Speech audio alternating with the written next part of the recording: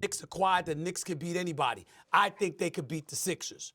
But when we talk about favorites, I want to remind everybody that Joel Embiid averaged 35 in the playoffs on one leg against the Knicks. Yes. On one leg.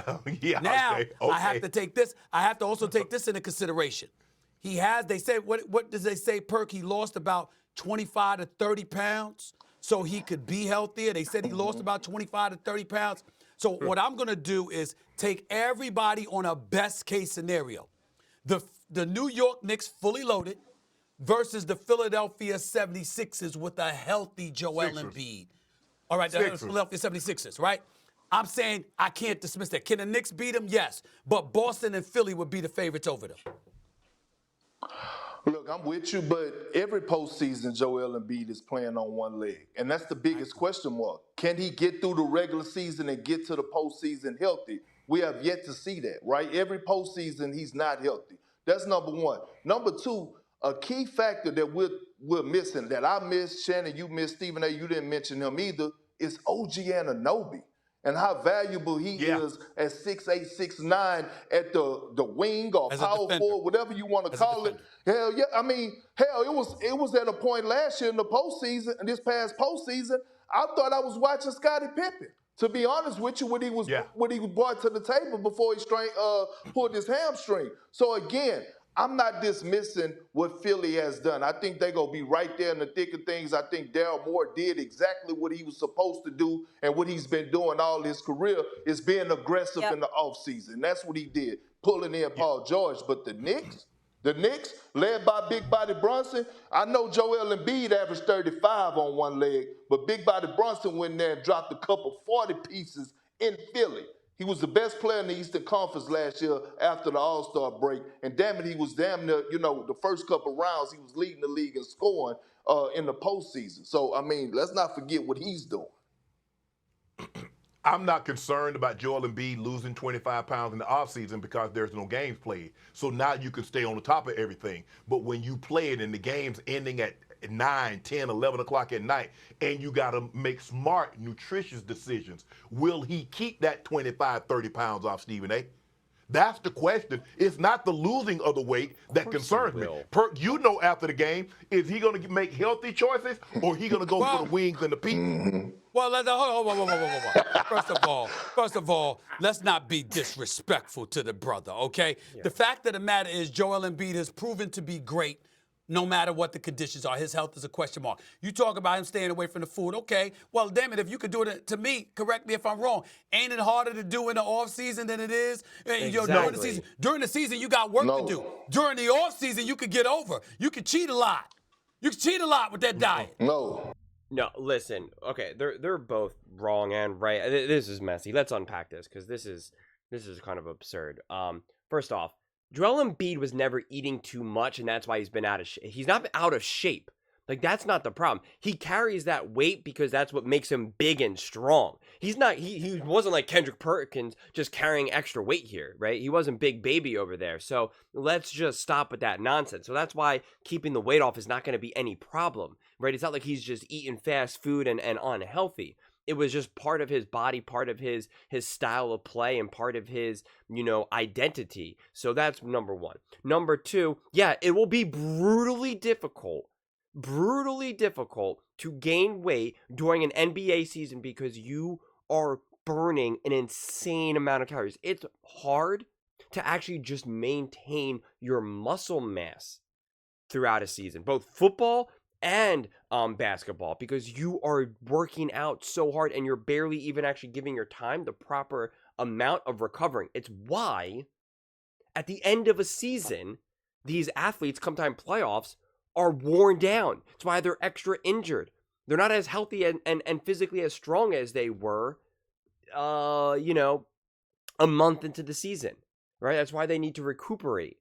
So you get progressively more and more worn down. You lose a little bit of strength. You lose a little bit of muscle. So yeah, that's why we never, outside of players who are truly just shoving their face with food nonstop and are not working. Yeah, maybe those players gain weight, but you just virtually never see it. You never see Steph Curry start to gain weight. Klay Thompson, Draymond Green, even the players that are known to kind of gain weight, or just to kind of be on the heavier side, you don't see them gain weight as the season progresses. It's brutal. Again, unless they have like a legitimate eating disorder where they are just shoving food down, right? That's the possibility. That is not who Joel Embiid is. So just stop it with the nonsense, right? If he gains weight throughout the season, it's because he's realized, I'm not who I was. I'm not as big as strong as I was. I want that weight back.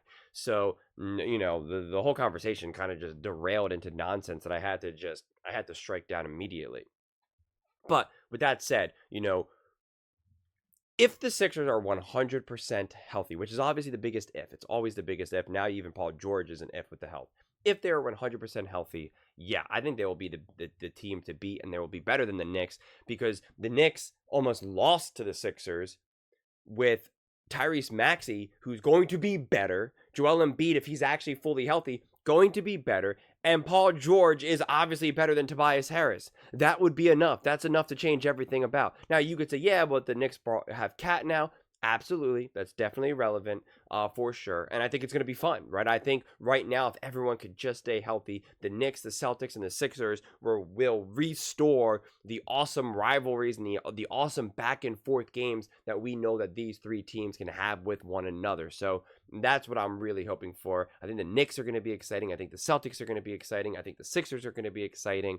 But yeah, if you're betting preseason, right, you're going to bet on the Sixers not being healthy, right? Because that's just what we know. And the Knicks, and then it comes down between the Knicks and the Celtics. And so, yeah, I don't know. It's always hard to really know this far in advance, right? October, like we have no idea what these teams are going to look like, what type of injuries. But of course, the Celtics get the benefit of the doubt, considering they are indeed reigning champions. I think they still have players that are also continuing to get better as well. They're not just fully solidified who they are. They're going to continue to grow as a team. The individual players like Brown and stuff are going to continue to get better. Drew Holiday is going to continue to get better with the Celtics. I think individually he's reached his max of who he is, but I still think even Jason Tatum is still going to continue to evolve and grow. We've seen that consistently with the stars, the superstars that have come before these guys, like the Kobe's, the LeBrons, the Currys, and all of them. They continue to get better and better and better up until it's hard. It really all depends on health and your team, but up until you are like 30, 31, depending on who you ask, they always kind of change where an NBA player's prime is. Sometimes people say it's like 22 to 28. Some people say prime doesn't start until 26, 27, and it goes all the way up to like 33. It's hard to predict because so much of it really depends on health and what team are you on, right? Basketball stats can be skewed so much because Steph Curry is going to be putting up points if he's got no one, or if he is the number one option, no one to share the ball with. You put him prime Klay Thompson and prime KD, his numbers are going to maybe look a little bit different, right? So it's you can't always just go by the numbers either.